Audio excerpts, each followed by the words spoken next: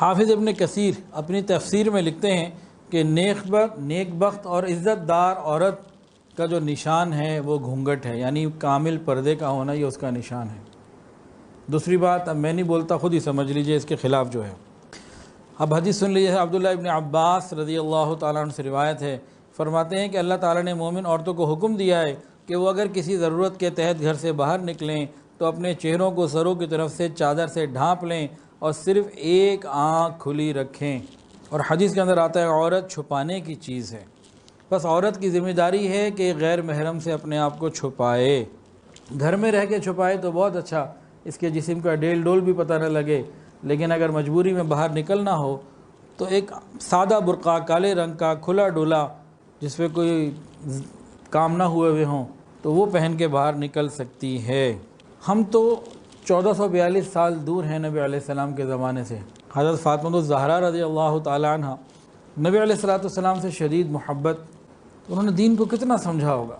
نبی علیہ السلام سے شدید محبت کرتی تھیں اور نبی علیہ السلام بی بی فاطمہ سے شدید محبت کرتے۔ شہر سفر پہ جاتے، جب واپس آتے مدینہ طیبہ تو نبی علیہ السلام اپنے گھر بعد میں جاتے، بی بی فاطمہ کے گھر پہلے آتے، اور جب بی بی فاطمہ ملنے آتی آپ کھڑے ہو کے استقبال کرتے۔ باپ کون ہیں؟ انبیاء کے سردار، اور خاوند کون؟ ولیوں کے سردار حضرت علی رضی اللہ تعالی عنہ، اور بیٹے کون؟ جنت کے جوانوں کے سردار، اور خود کون؟ جنت کی عورتوں کی سردار، خاتون جنت۔ انہوں نے نبی علیہ السلام سے دین سمجھا ہوگا نا۔ اب ذرا اس بات کو سمجھ لیے، اتنی تفصیل میں نے اس لیے بتائی ہے کہ بات ہمیں اچھے طریقے سے سمجھ میں آ جائے۔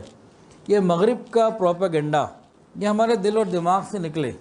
حضرت علی رضی اللہ تعالیٰ عنہ سے روایت ہے کہ ایک دفعہ نبی علیہ السلام کی مجلس میں یہ بات چلی اور یہ پوچھا گیا کہ سب سے بہترین عورت کون ہے، یا عورتوں کے لیے سب سے بہترین عمل کیا ہے؟ تو صحابہ خاموش رہے۔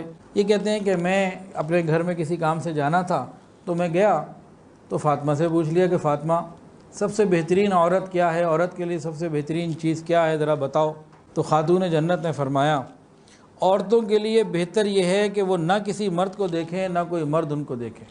یہ خاتون جنت نے جب کہا، حضرت علی رضی اللہ تعالیٰ نے بات کو سنا، نبی علیہ السلام کی خدمت میں آئے اور آ کے عرض کیا، یا رسول اللہ آپ کی صاحبزادی نے یہ جواب دیا ہے۔ نبی علیہ السلام خوش ہو گئے، خوش ہو کے فرمایا کہ وہ تو میرے جسم کا ٹکڑا ہے۔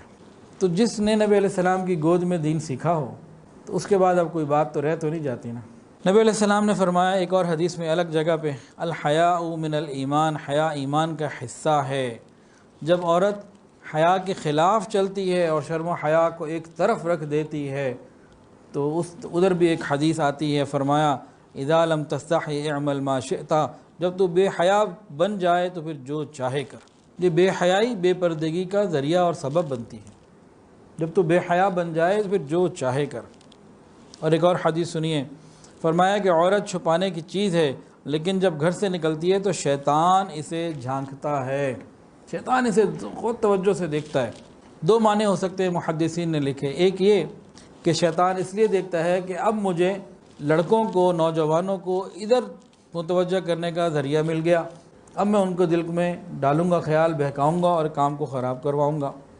اور دوسرا یہ کہ بہت سے لوگ ایسے ہوتے ہیں جو شیطانی، شہوانی، نفسانی زندگی گزارنے والے ہوتے ہیں، عورت جب باہر نکلتی ہے تو للچائی ہوئی نظروں سے اسے دیکھتے ہیں، گویا یہ بھی شیطان ہی کا دیکھنا ہوا، کیونکہ نیت اور سوچ شیطانی، تو یہ جھانکنا بھی شیطان ہی کا ہوا۔